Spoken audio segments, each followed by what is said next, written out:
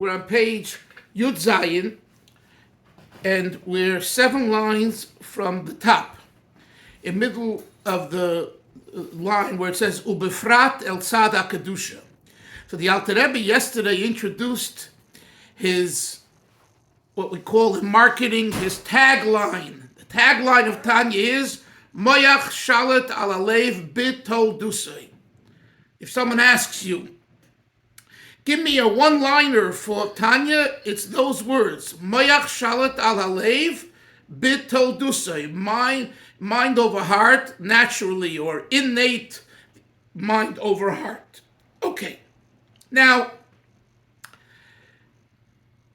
that our position of the Alter Rebbe, he believes Avram is true for any issue, not necessarily Torah, Yiddishkeit. The Alter Rebbe over here, Isser, says, I believe, and I want you to consider, he says, that the mind of a person, and that's why I stressed yesterday, and I emphasize again, any person, even a goy lahavdu, has nothing to do with a Jew. The human being, as created by God, in the way the Alter Rebbe sees the human being is, Moyach Shalat Al Alev Bitol Dusay. And therefore, when a person is confronted with an urge, with an indulgence, the Alter Rebbe says, hey guy, you have a mind, you have a brain, and Hashem has given the human being, the human brain, the ability to control the passions of the heart.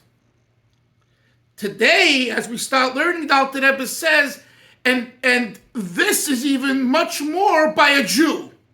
That's what he's adding today. Why?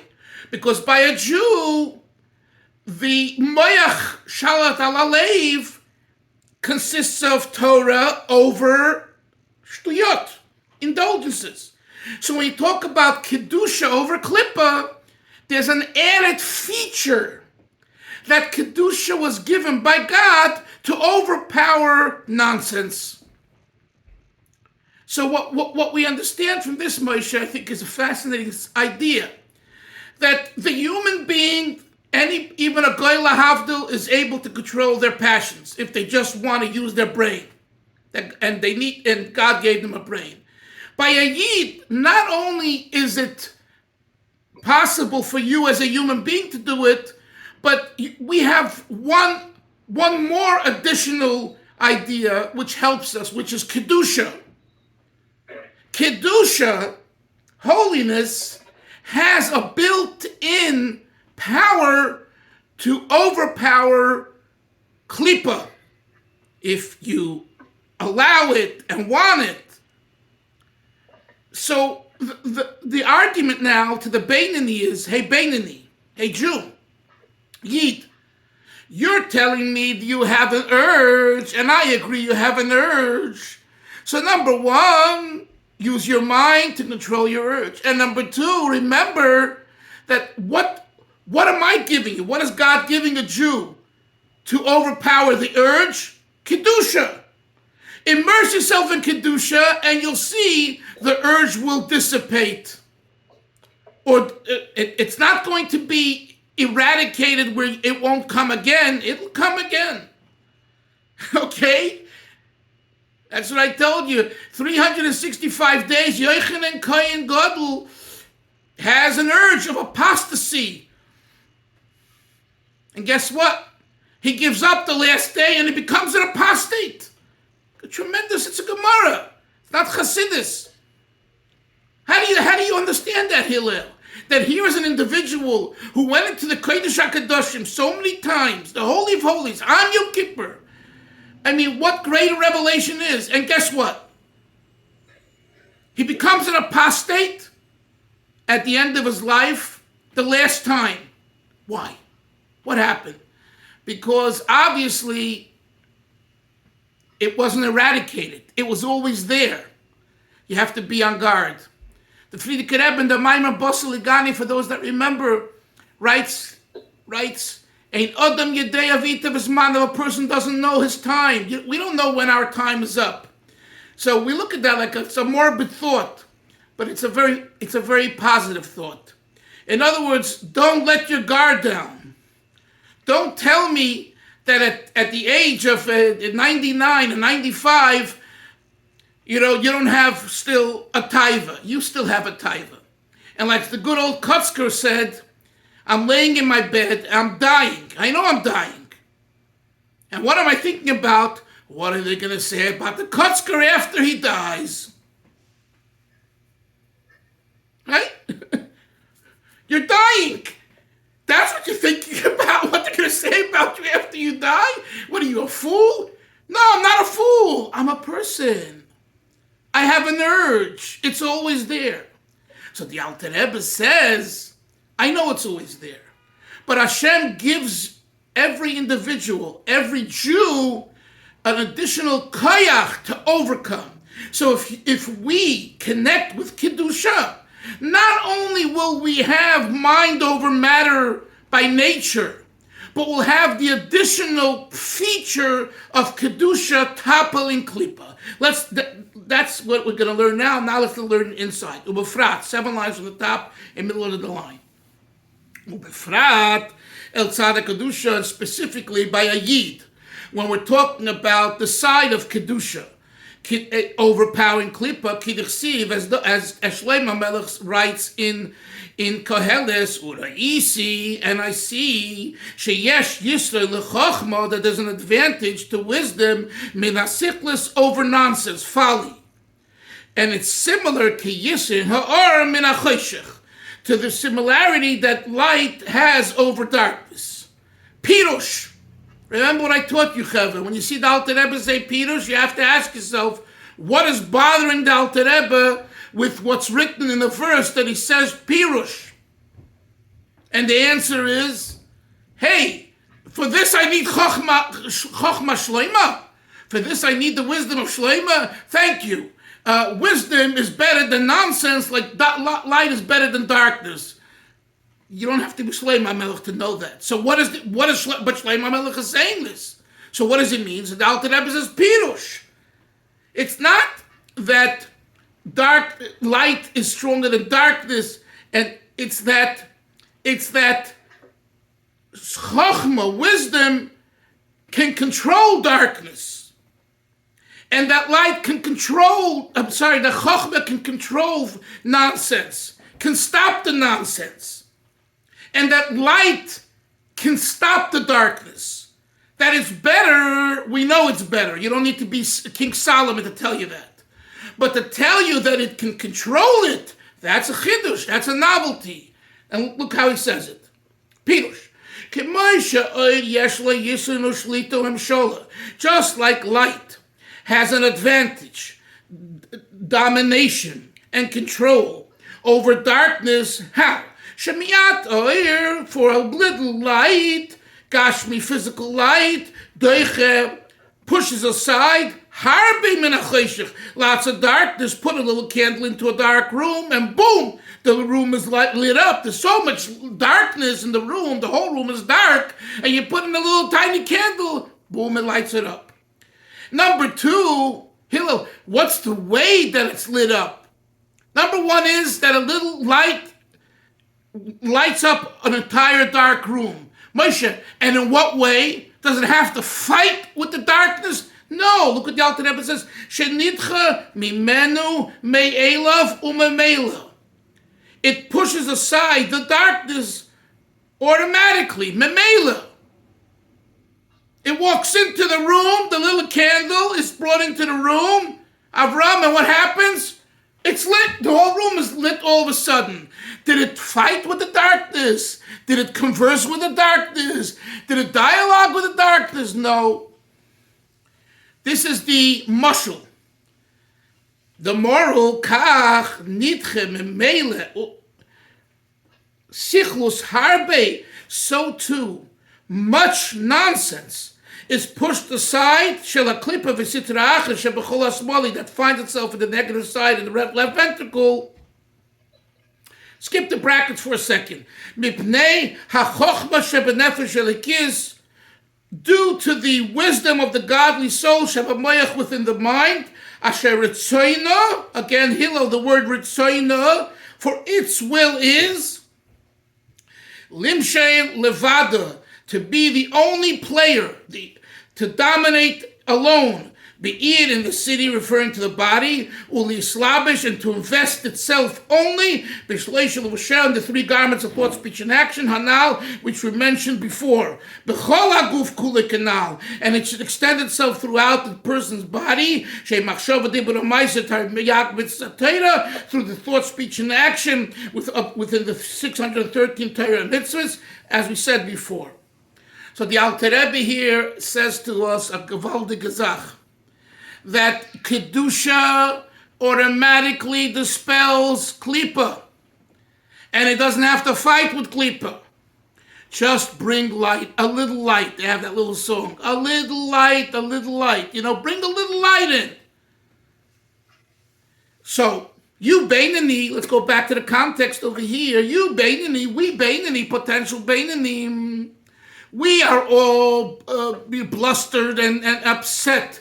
We have these urges and these cravings, says the Alter Rebbe, but you're a Yid. So in addition to being a human being and having a mind and a brain which can control your heart, in addition to that, you have Kedusha, you have Torah, you have mitzvahs, yeah, right? So just introduce Torah and mitzvahs and it'll blow away the Klippa. And my dear friends, you know it better than I, that it's so true in our lives. Bring in light. Stop focusing on the negativity. You bring in light and things change. And it's so true when you have conversations and we're arguing and debating. Stop for a second and change the whole approach of the conversation. Just bring light, illuminate the conversation with different good ideas and healthy ideas and uplifting ideas, and slowly the darkness will melt away. The darkness will melt away. Again, I'm not saying the darkness will be eliminated to the point where it won't come back again. It will. It will. But for now, you'll feel, what's the word that I like? Cathartic. A cathartic experience. Tomorrow, maybe you'll feel crummy again. You'll do it again. And guess what? We're going to do it till 120. Because that's who we are. And we should be happy about doing it. And we're going to learn that in chapter 27. The Alter Rebbe says, Isser, anyone complaining, how is it that it comes back again if I already worked on it once, twice, and 100 times? Alter Rebbe basically says, you're a fool and a balgaiva. You think you're a tzaddik? What are you, out of your mind? You think you're a tzaddik? And even a tzaddik has his issues that we discussed in Tanya, tzaddik v'teila, tzaddik v'rali, and everything else. But you're not a tzaddik. You're an average person. Yes, you had a schus to live in a certain area and to be around certain people. It's all very nice, but you're not a tzaddik. Get over it. Wake up. So don't complain why there's the urge and the craving and the taiva. And the same is true with issues in life. That's the world we're in. The Alter Rebbe says already in chapter 6, remember? He quotes the Zohar HaKodesh that it's a place of Ra. The Ra dominates, and you have to work to overcome. So here what we're learning is that overcoming and the work consists of bringing in light.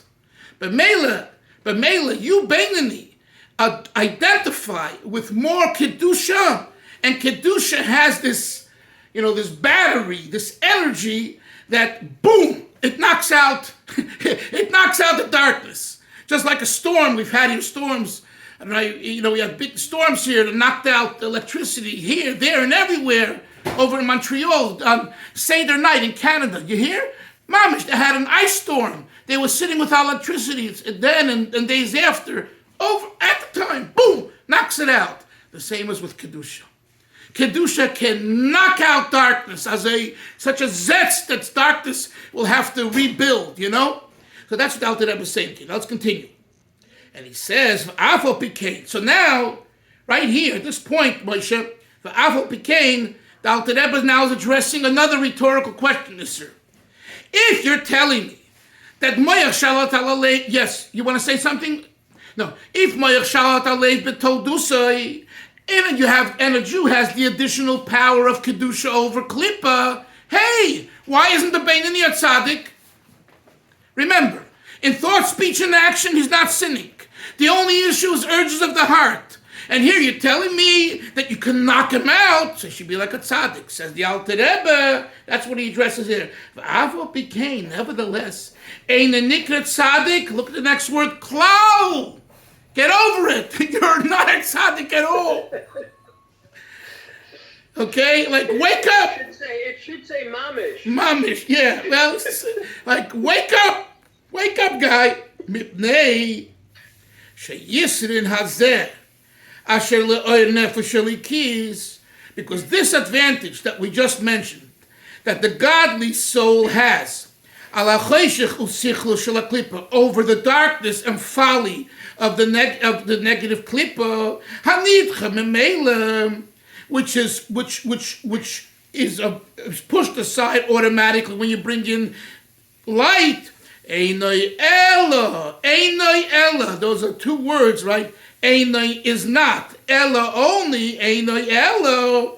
Bishloisha lefushim anal, regarding the three garments of thought, speech, and action, but viloi, but not regarding b'muhusa v'atzmusa shel b'muhusa v'atzmusa, the essence, or as we said earlier, the midos. You understand? You ask a question, you always ask the question, how can it be that they're learning and davening, and yet they behave this way? The answer is right here. Because the muhus va'atzmus, the essence of the person, i.e. the midas, haven't changed an iota. The practicality and result may be changed, but the raging bull is there. That's the difference between, by the way, that's the difference between a tzaddik and a beinoni. By the tzaddik, the muhus va'atzmus, the essence, i.e. the midos, have also been changed and impacted, but not by a beinoni. Let's continue. And he says, Ki muhus va'atzmus shel nefesh haba mishem haklipa sheb'chol hasmoli, for the essence of the nefesh haba is coming from the negative side, loy nitche klal. You see here again the word chevra, klal. It hasn't been pushed away at all.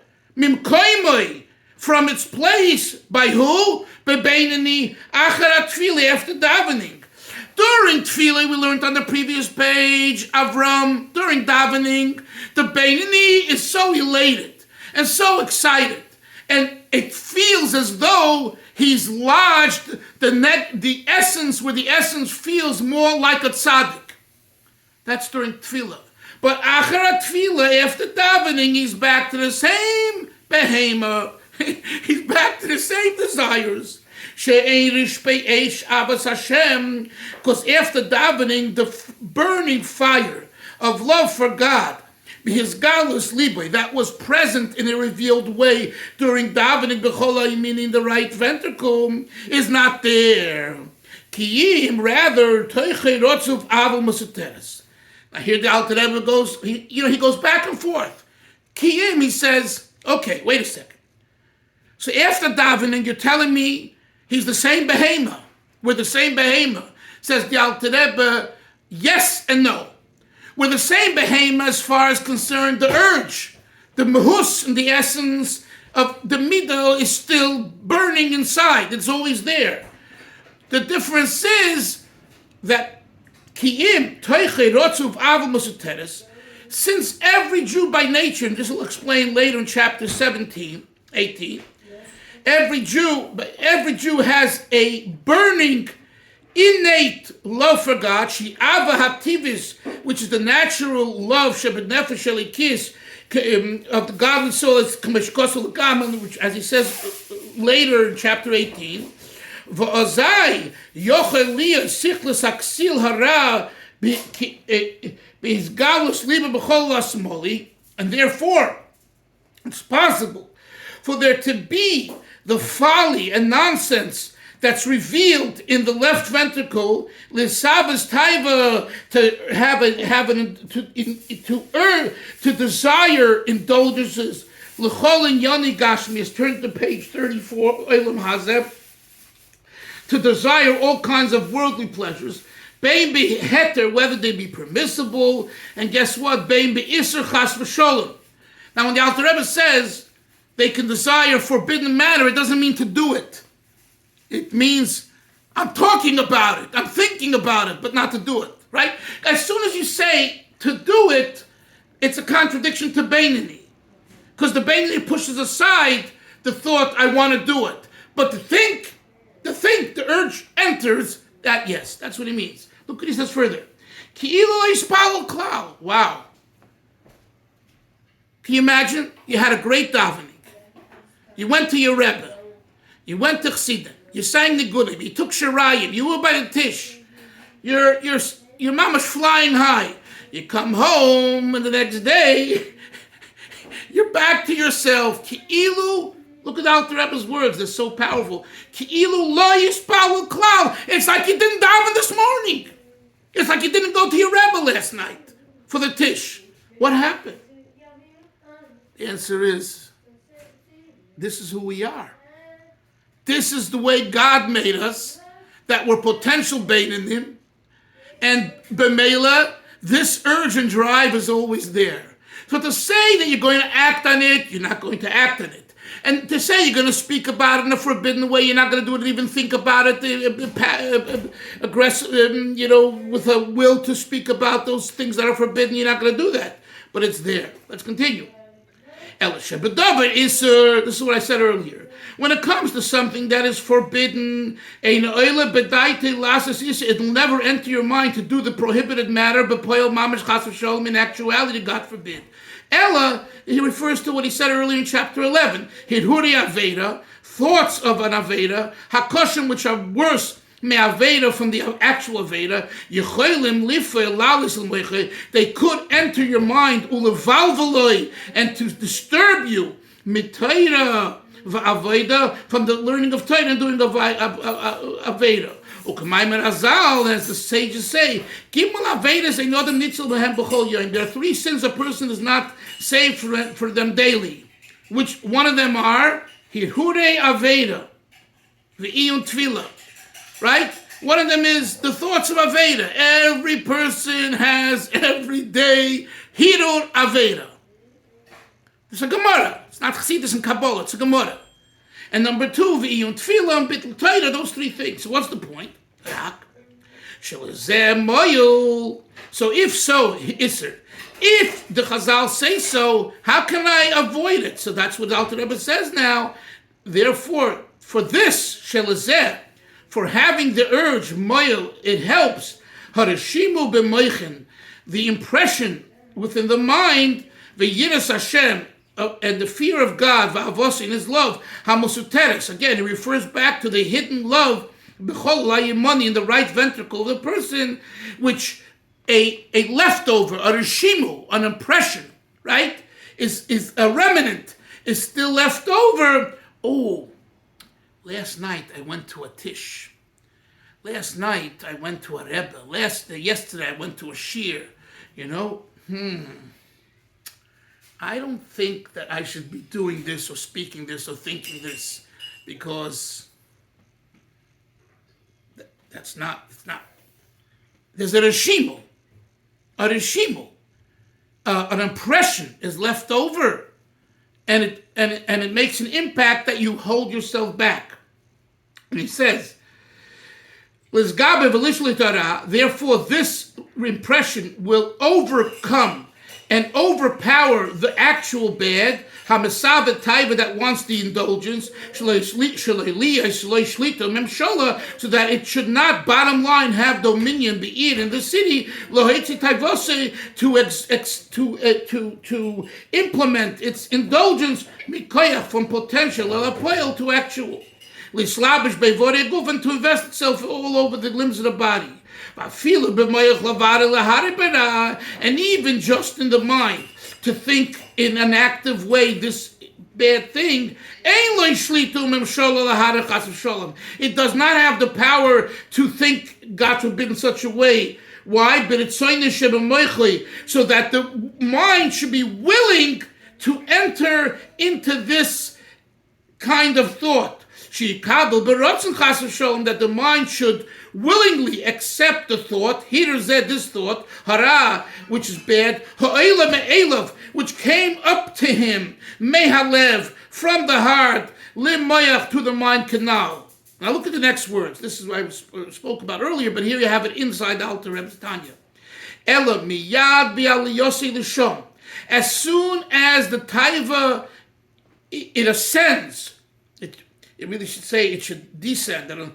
It goes from the mind. Of course it says ascends. It goes from the heart, l'sham, to the mind. Toicheyu b'shtei yodayim. Moshe, look at the words.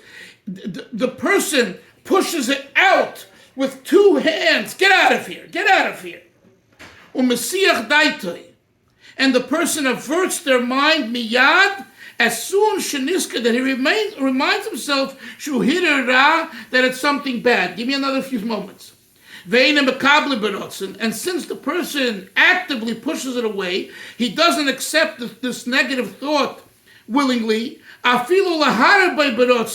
Even to actively think about it willingly, he doesn't do that. Surely it doesn't enter his mind to do it in actuality, or to speak about it. Because someone who willingly engages in this type of thinking, Nikri Rasha Ba'isa, he's called at that time a Rasha, and the person we're talking about at this moment, the Beinani, ain't a Rasha Filu Shachas Leilam. We learned earlier, it cannot be, is not a Rasha even 1 hour. In other words, the mind state of the Beinani is that he's not a Rasha for a moment. And if you actively accept Beratzain, the thought that came from the heart to the mind, you're right away a Rasha. Because the Chazal say, Moshe, Avram, what does Chazal say? Hamahar Baratzin is the Hirhuri Avera, Kosher Mi Avera. So therefore you're a Rasha. And since the Beinani is not a Rasha, we must say that even for a moment, he doesn't accept it. It's coming in, and as soon as he feels and realizes it's coming, he says, out of here, get away from me. I avert my attention from it. And he says, this is all regarding issues between man and God. Now he speaks about man and man. Things between man and man. As soon as there ascends from the heart to the mind, some jealousy or hatred, God forbids, towards someone. Jealousy, anger, or he really is upset with someone, but they may, and similar, he doesn't accept these feelings in his mind over the and in his willingness and in his will. On the contrary, the mind controls and dominates over the spirit of the heart, to do just the opposite of the feeling of anger and jealousy and whatever else. How? To conduct himself with his friend, bebidas chesed, with kindness, an extra love, and to tolerate him. The nudge becomes your best friend. Why? Because you make him your best friend. Because you've changed your attitude towards him. So not only are you not jealous of what he has, and not only are you not angry at him, you embrace him. And not to show anger towards him. And not to pay him back. Hey, he did this to me, I'm going to do it to him. On the contrary, to do an abundance of goodness, as it says in the Holy Zayar, we should learn from Yosef and his brothers. The brothers, sought to hurt him and do everything to him, what did Yosef say? Not only I'm not angry at you, but I'm going to do so much kindness to you and get you food and reunite you with your father, with your brother who you lost, on and on and on. He could have just sat back and said, okay, guys, have a good day. But I don't want to, and this is a very hard thing, Chevre. It's such a hard thing because there's one thing to say, okay, someone really, did something to me and upset me and hurt me. Okay, I don't want to have anything to do with you, just go your way. But to go and embrace that same person, that's so hard. But that's what the Alter Rebbe says here. The Alter Rebbe says that, and now when you think about it, we talk about a Baal Midos, someone's a Baal Midos. There are levels of Baal Midos. There's one Baal Midos who tolerates, but this level of Baal Midos that the Alter Rebbe is saying here, that's a much higher refined Baal Midos, that not only does he tolerate, but he embraces, and he does chesed with his former enemy. You can imagine, but the Alter Rebbe is writing this for us. He's not writing this for tzaddikim, he's writing this for us. That means he believes in us. The Alter Rebbe believes that the human being, especially the Yid, can, if they bring more light into their world, into their life, to embrace the situation. And we have to be aware of it. We have to understand it. Once we understand it, we need to think about it. And then, as life goes on, we will see it. We will see it, and sometimes we don't see it. But there are times when you sit back, you're able to disattach yourself emotionally. You will see, as it says later, this person's a shliach of Hashem. At the end of the day, he's a shliach of Hashem. And yes, this shliach of Hashem threw me such a curveball that is outrageous. But he's still a shliach of God. So now how am I to act? So the first step would be disengage, tolerate, back off. Absolutely. And for that, you need some time. If you rush into, hey, I love you, I'm your best friend, it's a baloney, it's pure nonsense, and it's going to fail. Feelings, it hurts. It really does. So once you kind of have given yourself the time and gone through the therapy, then you work towards the embracing. Okay. Moshe, I see you dying to ask a question or make a comment. Actually, I think Hillel was first. Okay, Hillel. Just like you, Moshe. So I wanted to, first of all, I just wanted to comment from a therapeutic point of view. Yeah. That he was talking about Bein Adam L'Chaveira, but I think that you could also really apply that mashal Bein Adam L'Atzmi, that we all have parts of ourselves that are really hard to accept. Yeah. And sometimes, therapeutically, first we have to push ourselves away from them, and then develop compassion for them in order to be able to reintegrate them. Yeah, thank you for saying that. Very important. Very good. Yeah. I also just wanted to say, I wanted to ask the Chazal that we quoted, Shalosh Averos Ein Adam Nitzol Mehem Mikol Yom, Hirur Avera Be'iyun Tefillah. So first of all, I didn't get, what's the third one? I believe the third one is Bittul Torah, but what's the Maramokim? Does anyone have a Tanya with a reference? You have to look it up. I think it's a Gemara. It's in Baba Basra Kuf Samet Dalit. Okay. I can look that up. Look that up. But so I also just wanted to say it's interesting that it's fascinating that Iyun Tefillah is part of that. Yeah. So in the Chasidus Mibueris, he brings an explanation that why he says Iyun Tefillah, that from the Tosafos, I think, that nobody has proper Iyun Tefillah. So it's Ein Adam Nitzol Mimenu Kol Yom. Everybody's got this, so that's really a powerful thought. Okay. Yeah. And it has issues in Iyun Tefillah. Yeah. Yeah, that's what it says. That's what the Chazal say. Yeah. Yeah. Okay, Moshe. I'm gonna put Isser on on the spot for a second because Okay. Mr. shared with me. I hope he won't mind sharing this with everybody. But he shared with me he had it on Sunday, was it? Yeah. Had a very challenging experience with someone who did something to him that it would be puzzling to understand how the person is a shaliach, the person who. Did you share with everybody what I happened think to you? I may have told Rabbi Dalfin this. I was in a traffic jam. Oh, yeah. And so somebody was trying to cut behind me. He had already made a few illegal traffic violations. There was no place to go without my car being destroyed by a truck that was in front of me, and he was honking. He got out of the car, pounding on my window, smashed my mirror. I rolled down the window to talk to him, and he spat on me. And so I was thinking about the Gemara. I think there's a Gemara where somebody's in a ship, and somebody relieves himself on him. So I said, okay, so the guy had a bad day, but I took it as like, wow, now I have this opportunity that I can daven for what I really need.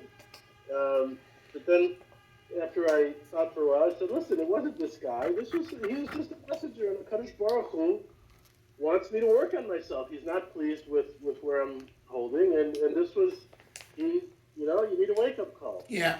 So It's I did not get out of the car and puncture his tires or yell back at him. it's a lesson. It's a powerful lesson, and to emulate, because it's not easy. At least for me, it's not easy, And that's what avoid is, and the more we work on that, the